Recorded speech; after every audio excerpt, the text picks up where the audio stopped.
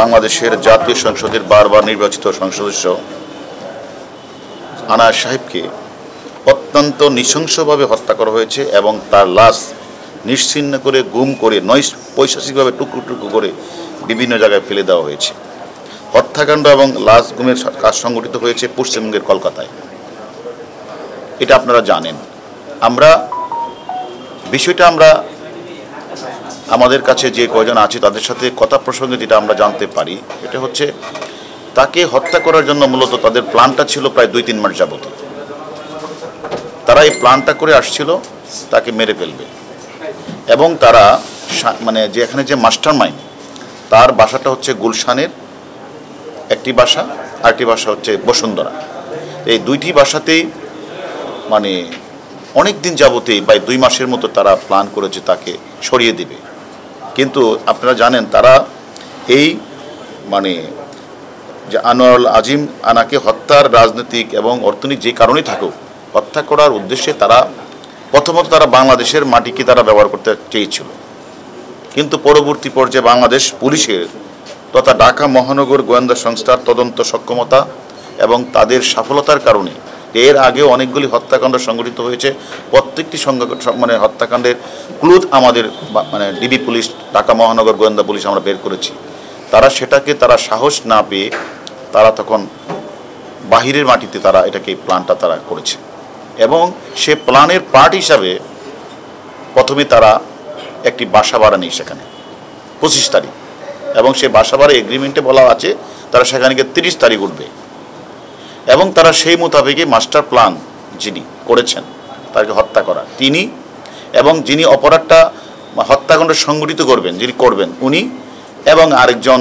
তাদেরই গার্লফ্রেন্ড, তারা 3 জনে মিলে 30 তারিখ বাংলাদেশ থেকে তারা বিমান যুগে চলে যায় কলকাতা। সেখানে তারা গিয়া যেই বাসাটায় তারা উঠেছে সেই বাসাটাতে ভাড়া করে সে বাসায় উঠেছে। অর্থাৎ তারা বোঝাতে চেয়েছে যে এখানে ফ্যামিলি থাকবে, এটা কোনো অপরাধের কোনো কিছু ঘটবে না, এরকম এটি তাদের প্রথম তাদের বিয়াটা ছিল এরকম। এবং তারা ঠিক 2 মাস যাবত আবার এটাও খেয়াল রাখছিল যে কোন সময় আমার যে ভিকটিম তিনি কলকাতা যায়। উনি কলকাতা মাঝে মাঝে যান, আগেও যে অনেকবার গেছেন, এবং উনি অনেক দিন ছিলেনও এক সময়, ওনার কিছু বন্ধুবান্ধব আছে। তিনিও এই 12 তারিখ উনি চলে যায়, সেখানে হলো তার বন্ধুর বাসা গোপালের বাসায় উঠে গিয়ে 12 তারিখ। প্রিয়জনের অনুভূতি বোঝেন আপনি, আর আপনার প্রয়োজন বোঝে ওয়ালটন স্মার্ট ফ্রিজ। আর এদিক দিয়ে আগেই কিন্তু ওরা জানে যে ভিকটিম 12 তারিখ যাবে, তাদের কাছে প্ল্যানটা জানার পরে তারা 30 তারিখ সেখানে তারা এখানে যায়, গিয়ে ওইখানে আরও 2 জনকে তারা হায়ার করে, অর্থাৎ এই বাসাতে আসা যাওয়া করবে এই 2 জনকে তারা ঠিকঠাক করে দেয়। এর মধ্যে একজন জিহাদ অথবা জাহিদ, আর একজন হলো সিয়াম, ওইখানে ঠিক করে দেয়। তারপরে উনি যে মাস্টার মাইন্ড, উনি সেখানে সব কিছু ঠিক করে কোন গাড়িটা ইউজ হবে, কাকে কত টাকা দিতে হবে, সেগুলি ঠিকঠাক করে কারা কারা থাকবে এই অপরাধটা সংগঠিত সবাইকে 5-6 জনকে রেখে উনি আবার 10 তারিখ উনি চলে আসছেন, বাংলাদেশে চলে আসছেন। এইদিকে আমাদের ভিকটিম উনি যখন গেলেন 12 তারিখ গোপালের বাসায় ছিল, 13 তারিখ উনাকে তারা ওই যে চক্রটার সাথে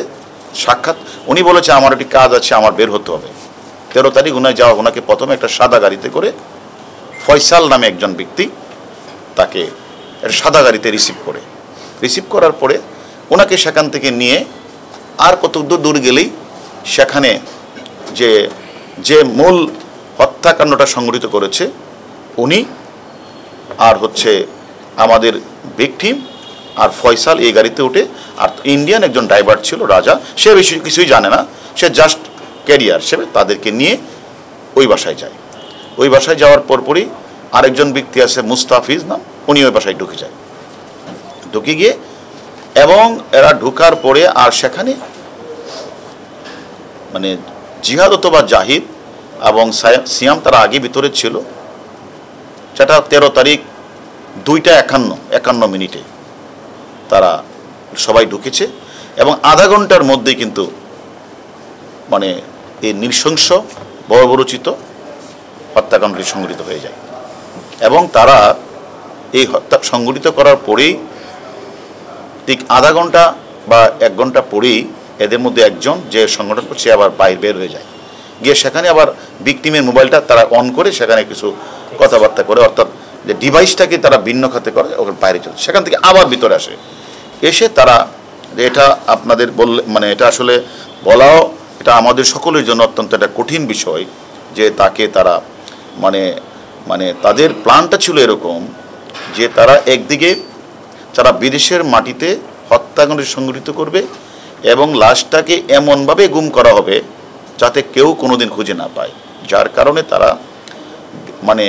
বিভিন্ন পার্টে ভাগ করে ফেলেছে, অর্থাৎ হাড্ডির সাথে মাংসকে আলাদা করে ফেলেছে এবং সেটা একটা সুটকেসে করে গ্রে কালারের সুটকেসে করে যে মূল যে আমাদের কাছে যিনি আছেন উনি আর হলো জাহিদ বা জিহাদ, এরা দুইটা ব্রিফকেস করে ওই যে পাবলিক টয়লেটের কাছে একটা গাড়ি ওয়েট করছিল, ওইখানে গিয়ে সিয়াম, তার নাম সিয়াম, ওইখানে গিয়ে আমানুল্লাহ চলে আসে। আর তারাকে আমানুল্লাহরও একটা নাম আছে, এরা এখনও কেউ অনেকে জানেন না, আরেকটা নাম আছে তার, সেখানে গিয়ে তারা ওই দুইজন সিয়াম জাহিদ ভারতীয় একজন ড্রাইভার, সেই ড্রাইভারটা হয়তো জানেও না কি নিয়ে তারা চলে যায়, এদিকে এই পার্ট তারা চলে যায়। আবার এই যে মূল ভিকটিম মানে মূল যে মানে হত্যা সংঘটিত উনি আবার বাসায় চলে আসে, এসে উনি পরের দিন উনি তারপরে আরও দুইজন, যেহেতু 3 জন ছিল, 3 জনে বাকি মাংসগুলিকে বিভিন্ন পলিথিন বা বিভিন্ন ইয়েতে করে তারাও বের হয়ে যায়। 15 তারিখে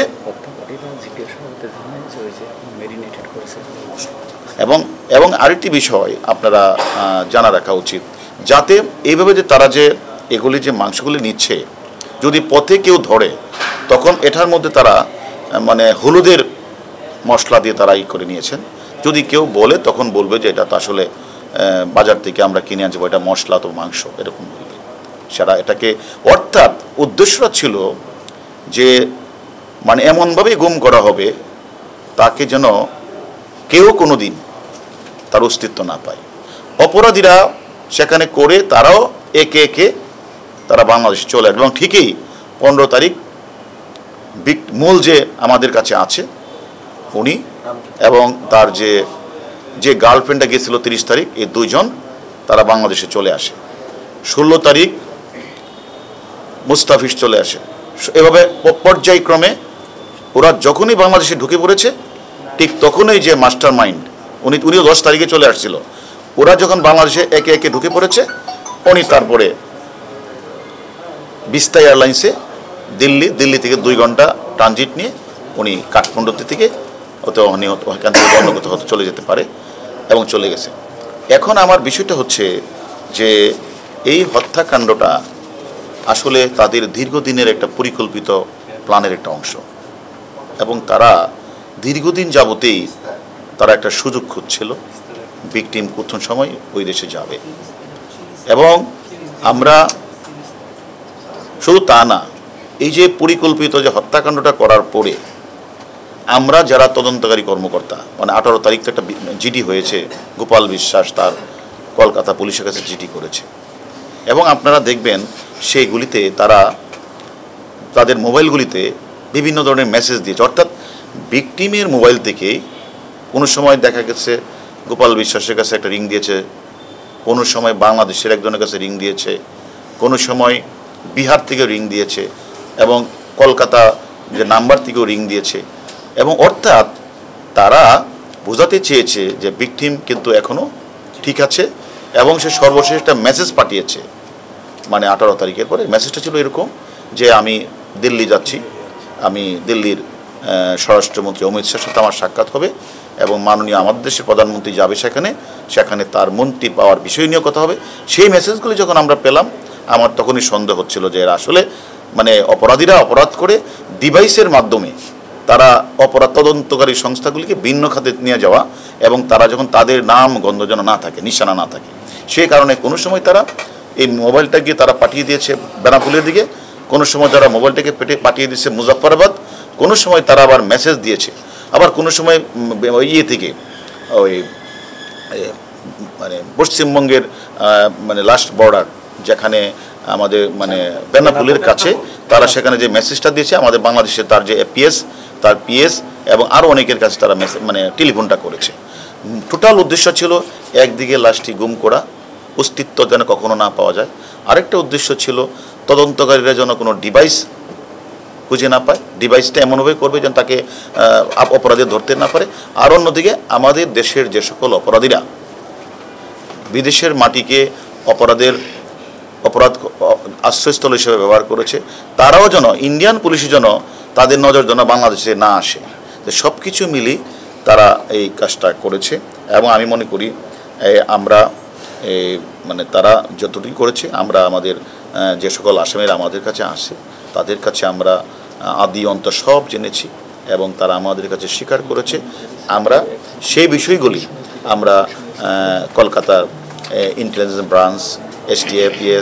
এবং কলকাতা পুলিশ সকলের সাথেই আমাদের এখনও প্রতিনিয়ত আমাদের যোগাযোগ হচ্ছে। তারাও আমাদের কাছে বিভিন্ন তথ্য নিচ্ছে, আমরা তাদেরকে বিভিন্ন তথ্য দিচ্ছি যে এবং আমার মানে ওরাও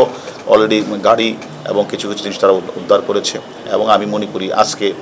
ইন্ডিয়ান পুলিশের একটা টিম আমাদের এখানে আসবে, তারা আমাদের এই যে সকল আসামি তাদের সাথে কথা বলবে এবং প্রয়োজন বোধে আমাদের ঊর্ধ্বতন কর্তৃপক্ষের সাথে কথা বলে আমরা দরকার হলে ওইখানের ঘটনাস্থল আমরা পরিদর্শনে যাব, আমাদের ঊর্ধ্বতন কর্তৃপক্ষ অনুমতি দিলে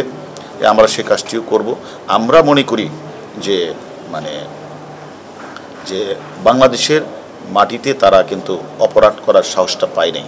তাদের যে পরিকল্পিত প্ল্যান, তারা যে গুলশানের যে বাসাটা তাদের এই প্ল্যানটা হয়েছিল, এটা হলো flat number 2B1 house number 17 road number 65 Gulshan 2 এই বাসা। আরেকটা বাসা ছিল হলো বসুন্ধরা, সেটা হলো 1929 রোড নম্বর 32 ব্লকে বসুন্ধরা আবাসিক এলাকা। এই দুইটা বাসায় তাদের অন্তত 1 মাসে 2 মাসে অনেকগুলি প্ল্যান হয়েছে এবং তারা বারবারই বাংলাদেশে করবে না, প্ল্যানটা করবে হলো এখানে এবং তারা বাংলাদেশে তারা করে নাই। তারা মনে করেছে বাংলাদেশে যদি হয় তাহলে তারা ধরা পড়ার সম্ভাবনা আছে, সেই কারণেই তারা এই প্ল্যানটা তারা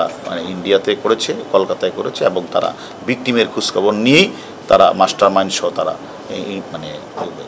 কলকাতায় গিয়েছে।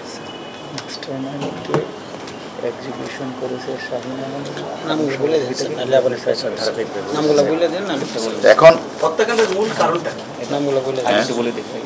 আসলে আপনি ওই যে মাস্টার মাইন্ড তার নাম হলো ডাক নাম শাহিন, আরও একটা নাম আছে সে শাহিন, তার গার্লফ্রেন্ড সেলেস্টি, আর যে মূল কাজটা করেছে হত্যাকাণ্ডের সংগঠক হিসেবে কাজ করেছে, যাকে রেখে আসছিল শাহিন, তার নাম হচ্ছে আমানুল্লাহ। কিন্তু এই আমানুল্লাহ কিন্তু তার নাম আমানুল্লাহ না, সে কিন্তু সেখানে একটা নতুন পাসপোর্ট করে আমানুল্লাহ সেজেছে, কিন্তু তার নাম কিন্তু আরেকটা। ওই যে নামটা, সে কিন্তু পূর্ব বাংলা কমিউনিস্ট পার্টির বড় নেতা ছিল, তার নাম হচ্ছে গলাকাটা পার্টির নেতা। সে তার বিরুদ্ধে আপনার ওই খুলনা, যশোর ওই এলাকাগুলিতে অনেকগুলি মার্ডারের অস্ত্রে অনেকগুলি মামলা আছে এবং সে হলো মূল সংগঠন হিসেবে কাজ করেছে। তার নাম হলো শিমুল। এখন আমরা সব বলে দিলাম আপনাদেরকে। এখন আমার কথা হলো যে বিষয়গুলি আমাদের তদন্ত কাজ চলছে, আমাদের ইন্ডিয়ান পুলিশও আমাদের অনেক সহযোগিতা করছে, আমরাও ওনাদের সাথে আমাদের তথ্য যা আমরা শেয়ার করছি এবং আমি মনে করি আমাদের ঝিনাইদহ 4 আসনের যে মাননীয় সংসদ সদস্য আনোয়ার আজিম যে হত্যাকাণ্ডটাকে আমরা অত্যন্ত গুরুত্ব দিয়ে বিবেচনা করেই আমরা কিন্তু আমাদের তদন্ত কাজটা চালাচ্ছি এবং আমি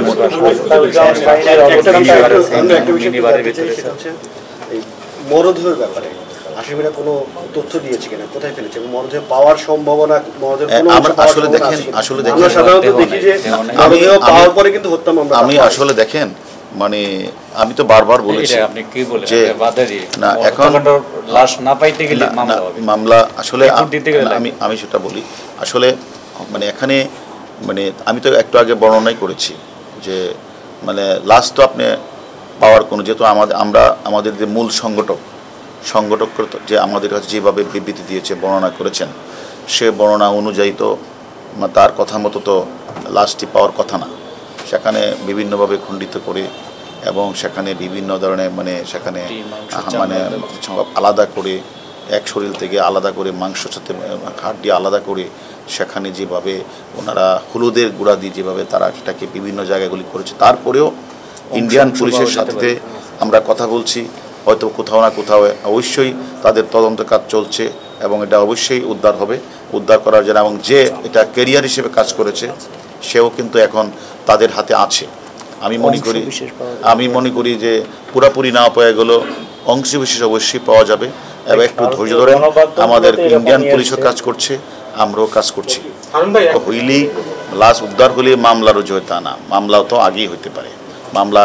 যখন কলকাতা পুলিশ নিশ্চিত হয়েছে এবং আমরা তাদেরকে তথ্য দিয়েছি সব কিছু মিলিয়ে, এবং তাদের যে বাসায় ছিল সেই বাসার যে বিভিন্ন সার্কামস্টেন্সের যে এভিডেন্স প্রাথমিকভাবে সত্যতা পেয়েই তারা মামলাটি রুজু করেছে। আমি মনে করি, এবং আমরা হয়তো যে ক্যারিয়ার হিসেবে কাজ করেছে সেও মানে ইতিমধ্যে তাদের হাতে আছে, আমরা জেনেছি। পাশাপাশি যে মূল সংগঠন হিসেবে কাজ করেছে তার সাথেও তো আমরা কথা বলেছি, সবগুলো মিলিয়ে কনফার্ম হয়েই এই মামলাটি রুজু তারা করেছে। আমি মনে করি আমাদের কাজটি হচ্ছে এখন তার কী কারণে হত্যাকাণ্ডটি ঘটেছে সেটা আগে পরের বিষয়, এটা আমরা বের করব, কিন্তু বিষয়টা হচ্ছে কারা জড়িত, আমরা এগুলি নাম সবাইকে আমরা গ্রেপ্তার করব। তারপরে এবং হত্যাকাণ্ডটি এবং যারা ঘটিয়েছে তাদের তো সব কিছু আমাদের নাম্বার আমরা পেয়েছি, তাদেরও গ্রেপ্তার করব। পাশাপাশি সেখানে আর্থিক কারণে বা রাজনৈতিক কারণে অথবা কোনো আধিপত্য বিস্তারকে ঘিরে কোনো ধরনের কারণে ঘটনাটি ঘটেছে কিনা সেটাও আমরা তদন্তে বের হয়ে আসবে। পাশাপাশি আপনারা জানেন যে মূল যে মাস্টারমাইন্ড এবং যে আমাদের ভিকটিম তারা কিন্তু পরস্পরের বন্ধু, তারা একসময় একসাথে খেলাধুলা করতে। এখন তাদের সাথে আমরা বিভিন্ন ঘটনায় আমরা তার সাথে আদৌ কোনো ব্যবসা ছিল কিনা, তাদের সাথে কলকাতা কোনো তাদের লেনদেন আছে কিনা, এটা আসলে তদন্ত না করে তো আসলে বলা যাবে না। আমরা তদন্ত করছি, আমাদেরকে কলকাতা পুলিশ এবং আমাদের বাংলাদেশের ডিবি আমরা সম্মিলিতভাবে কাজ করছি এবং আমরা একে অপরের সাথে আমাদের তথ্য আদান প্রদান করছি। আমি মনে করি যেহেতু আমরা ক্লু বের করেছি, রহস্য উদ্ঘাটন করেছি, অবশ্যই আমরা আশা করি পুরাপুরি না পেলেও খণ্ডিত অংশ আমরা আমাদের কলকাতা পুলিশ উদ্ধার করবে, এবং পাশাপাশি আমরাও এর সাথে আরও কোনো ব্যক্তি এর সাথে জড়িত আছে কিনা সেটাও আমরা খুঁজে দেখছি।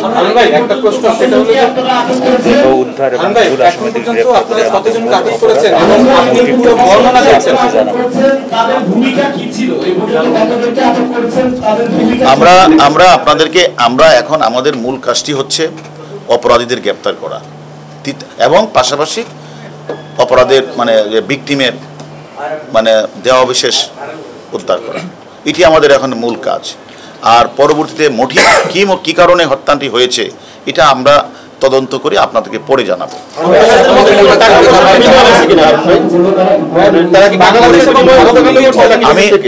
আমি দুটি বিষয়, মাস্টারমাইন্ড যারা এটাকে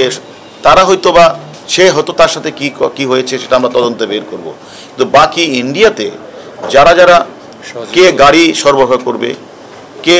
এটা সংগঠন যে হত্যাকাণ্ড করার জন্য সহযোগিতা করবে, তাদের সাথে একটা টাকা পয়সা তাদের সাথে একটা লেনদেন ছিল, যে টাকা পয়সার বিনিময়ে তারা এই কাজটা করবে। আজকে কি